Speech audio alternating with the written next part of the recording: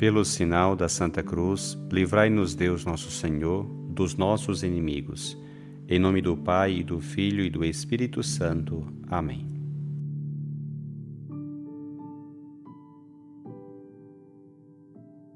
Do Evangelho segundo Lucas. Naquele tempo, Jesus dirigiu-se a uma cidade chamada Naim. Com ele iam seus discípulos e uma grande multidão. Quando chegou à porta da cidade, eis que levavam um defunto, filho único, e sua mãe era viúva. Grande multidão da cidade a acompanhava. Ao vê-la, o Senhor sentiu compaixão para com ela e lhe disse: Não chores. Aproximou-se, tocou o caixão, e os que a carregavam pararam. Então Jesus disse: Jovem, eu te ordeno, levanta-te. O que estava morto sentou-se e começou a falar. E Jesus o entregou à sua mãe. Todos ficaram com muito medo e glorificavam a Deus, dizendo: Um grande profeta apareceu entre nós e Deus veio visitar o seu povo. E a notícia do fato espalhou-se pela Judéia inteira e por toda a redondeza.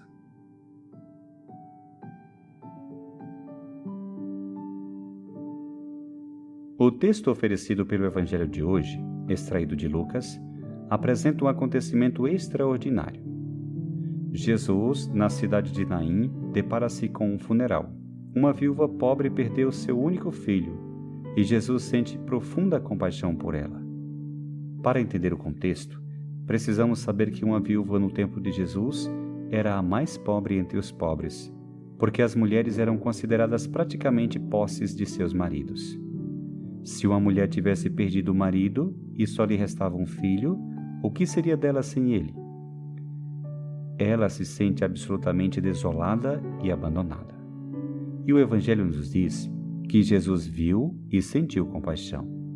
E então o milagre acontece. Ele toca o caixão e aquele filho renasce. Aquele filho enche-se de vida. Onde quer que Jesus esteja, há compaixão. Onde quer que Jesus esteja, as lágrimas se transformam em alegria. Onde quer que Jesus esteja, a morte se torna vida. Como todos os dias, gostaria de destacar 3 elementos do texto que o Evangelho de hoje nos oferece.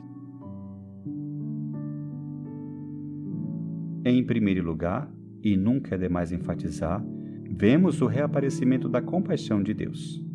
Em outra passagem do Evangelho, Filipe dirá a Jesus: Senhor, mostra-nos o Pai. E Jesus lhe dirá: Há tanto tempo estou convosco e não me conheces, Filipe? Quem me viu, viu o Pai. Ver Jesus é ver Deus. Ver as obras de Jesus é conhecer e ver as obras de Deus. Repetidamente, Jesus demonstra compaixão. Repetidamente, Jesus sente dor em seu coração ao ver pessoas sofrendo. E repetidamente, vemos Jesus intervir para silenciar o sofrimento, para consolar, para mostrar compaixão. Se quem vê Jesus vê o Pai, podemos dizer que Deus, em seu próprio ser, em sua própria essência, é compaixão, é consolação, é vida. E isso, por outro lado, deve questionar muitas das imagens que temos de Deus em nossas cabeças. Um Deus que seria completamente exigente, um Deus que está sempre nos vigiando, um Deus que às vezes nos puniria ou exigiria fidelidade servil. Não parece ser assim. Esse não é o Deus de Jesus Cristo. O Deus de Jesus Cristo é aquele que, ao ver uma pobre viúva chorando pela morte de seu filho, toca o caixão e o reanima.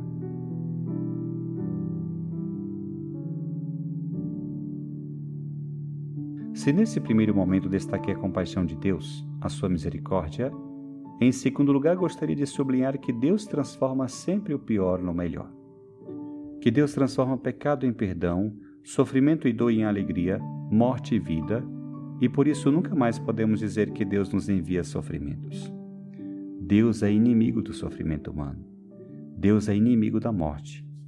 Onde Deus está, há alegria, há consolação, há vida e vida em abundância. E vemos isso na própria reação do povo. A princípio, uma multidão considerável vinda da cidade, carregando um morto, filho único de uma viúva, para ser sepultado, foi chorando com ela. Contudo, quando Jesus se aproxima dele, tudo se transforma em alegria. O morto senta-se e o povo, agora tomado, não pelo cheiro e pelo sofrimento, mas pela alegria, dá glória a Deus, dizendo: um grande profeta apareceu entre nós.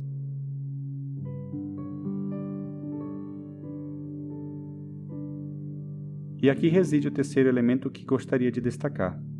Uma frase verdadeiramente significativa. Deus veio visitar o seu povo. Deus aproximou-se de nós. Deus tornou-se um de nós como ninguém poderia ter sonhado. Deus não permaneceu feliz lá no céu, desfrutando da sua glória, da sua divindade, da sua onipotência, do seu ser imutável. Esse é o Deus de alguns filósofos, mas o Deus de Jesus Cristo é o Deus que sempre quer aproximar-se de nós, que visitou o seu povo, que armou sua tenda entre nós. E que, com Jesus, traz compaixão, misericórdia, companhia e vida. O livro do Deuteronômio, no seu 4º capítulo, diz: onde há nação tão grande que tenha deuses tão próximos como o Senhor nosso Deus? Bem, poderíamos dizer hoje: que fé como a cristã tem Deus tão próximo como nós o temos? A esse bom Pai Deus que visitou o seu povo, que se aproximou do seu povo, aliás, que se fez carne para confortar e dar a vida ao seu povo. Se ainda duvidas, lembra-se desta frase de Mestre Eckhart: Deus está mais perto de ti do que a tua própria costela. Deus é um Deus incrivelmente próximo, e quando Ele se aproxima de ti, não é para invadir, não é para dominar, não é para escravizar, mas para te dar vida, para tocar a tua vida, como Jesus Cristo, para que tu possas te levantar e ter vida em abundância.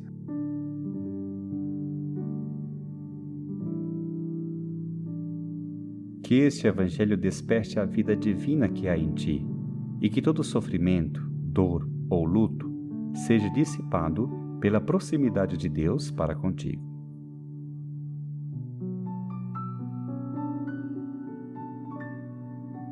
Que o Senhor te abençoe, te livre de todo mal e te conduza à vida eterna.